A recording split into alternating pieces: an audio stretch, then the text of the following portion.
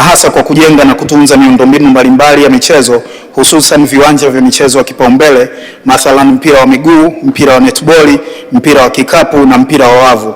Aidha, viwanja hivi ikiwemo kiwanja cha Mkokani vimekuwa vikitumika katika kuendesha ligi kuu na mashindano mengine mbalimbali nchini.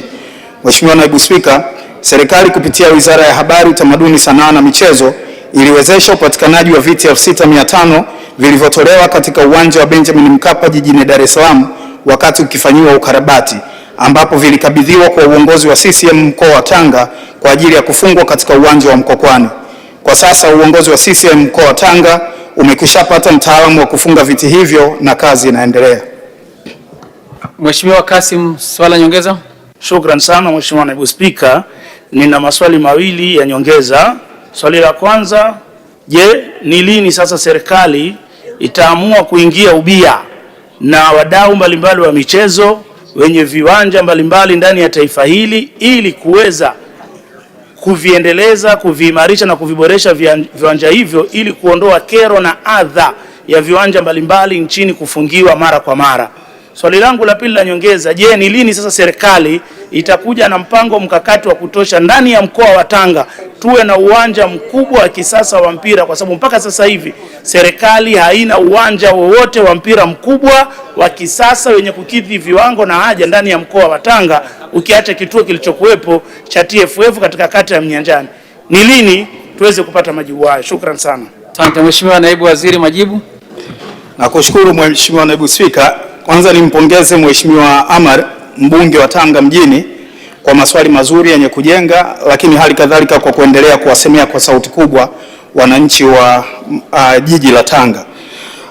Mheshimiwa Naibu Spika, serikali ilishaanzisha mazungumzo na Chama cha Mapinduzi ambacho chenyewe ndo kimekuwa na viwanja vingi katika mikoa mbalimbali nchini ili kuona namna ambavyo tunaweza kuingia ubia kwa utaratibu unaokubalika kwa mujibu wa sheria ili serikali iweze kuvikarabati na kuviendesha viwanja hivi na wananchi wapenda michezo nchini wapate maeneo kwa ajili ya kufanya shughuli za michezo, iwe ni aidha kwa burudani, kwa kuweka afya zao sawa, ama kama ajira.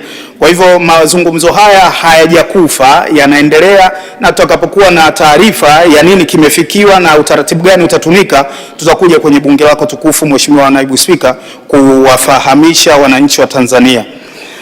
Kwenye swali la pili kuhusu uwanja wa kisasa mkoani Tanga, ni kweli serikali ya awamu ya 6 chini ya mwanamichezo namba 1 Daktari Samia Suluhu Hassan, Rais wa Jamhuri ya Muungano wa Tanzania, inafahamu haja na hamu ya wananchi wapenda michezo kote nchini kuona kunakuwa na ongezeko lakini na uboreshaji wa maeneo mbalimbali ya michezo nchini.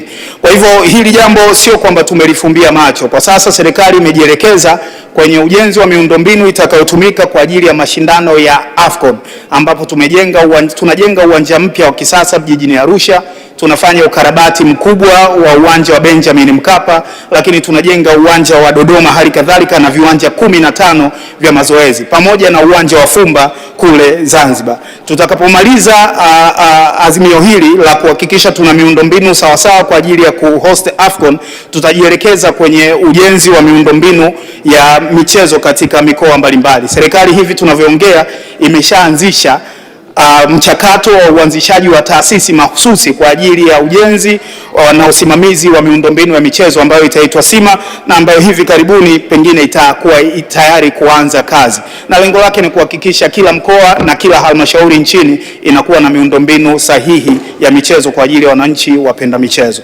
Asante. Asante. Mheshimiwa Festo Sanga, swala nyongeza. Asante Mheshimiwa Naibu Spika. Mheshimiwa Waziri, kwa muda mrefu tumekuwa tukizungumzia swala la ujenzi wa arena, indoor arena kwenye nchi yetu, na mmekuwa mkisema michakato inaendelea. Imefikia hatua gani kwa ajili ya ujenzi wa arena ili kusaidia kazi za wasanii wetu? Asante. Mheshimiwa Naibu Waziri, majibu. Asante Mheshimiwa Naibu Spika, nimpongeze Mheshimiwa Sanga kwa swali zuri, na ni kweli tumekuwa tukijibu kuhusiana na michakato inayoendelea kuhusiana na ujenzi wa arena, na ujenzi wa arena umetengewa fedha kwenye bajeti hii. Tunapata takriban shilingi bilioni 400 kwa ajili ya ujenzi wa arena na ujenzi wa studio ya kisasa ya filamu. Fedha hizi zinatokana na mkopo wa masharti nafuu ambao umepatikana kwa benki ya Exim ya Korea, na mchakato wa ujenzi wa mwanzo wa ujenzi utaanza hivi karibuni. Kwa hivyo hili la arena tunalifanyia kazi na liko katika hatua za mwisho ya kuanza utekelezaji wake. Asante. Mheshimiwa Rebecca Nsemwa, swali la nyongeza.